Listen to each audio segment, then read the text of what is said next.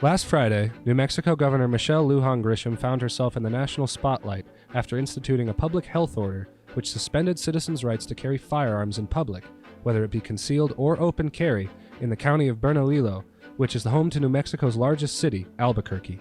The goal of the order was to curb rising gun violence in the state of New Mexico, which ranks 6th in the U.S. in gun deaths per capita and is ranked among the 10 most dangerous cities in the country.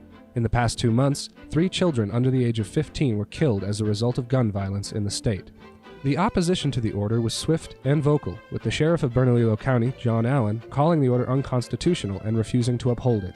A gun rights group immediately filed a federal lawsuit in an attempt to block the order from going into effect, citing that it infringes on the rights of law-abiding citizens. I spoke with Dr. Robert Preuss, the chair of the Political Science Department here at MSU, about what this means for combating gun violence in America and what this means for Governor Grisham. On one hand, if you can put a hold on or just a cooling off period after having a series of violent gun attacks, then you might be able to kind of reduce some of those, at least in the short term. So on one hand, yeah, maybe, right, it might make sense. On the other hand, what's ended up happening is that you get some pushback, or a lot of pushback, right, by gun owners and gun rights advocates, which then changes the frame of that discussion from public health and public safety really to gun rights, which really then kind of undermines some of the overall message which says, look, we've experienced a lot of gun violence in a very short period of time. We need to do something about it. And that part of the narrative then gets lost. But it's not just Republicans criticizing Grisham's decision. The public health order has received bipartisan backlash, including representatives from the ACLU who decried the order, saying, quote, "This kind of approach leads to over-policing of our communities, racial profiling, and increased misery in the lives of already marginalized people. The governor should be following evidence-based solutions such as meaningful diversion and violence intervention programs and addressing the root causes of violence."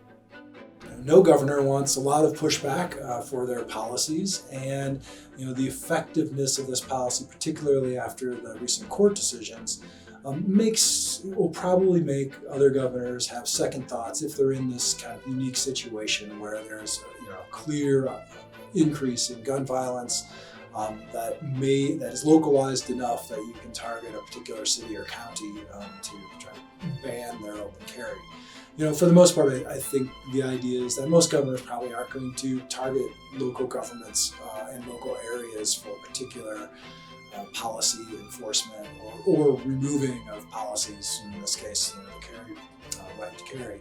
But the idea is that governors they're going to think twice now, certainly. But, the governor is probably following what a lot of her constituents, particularly her supporters, would like to see. So in terms of political ramifications, I don't see too many. For the Met Report, I'm Alex PETRICH.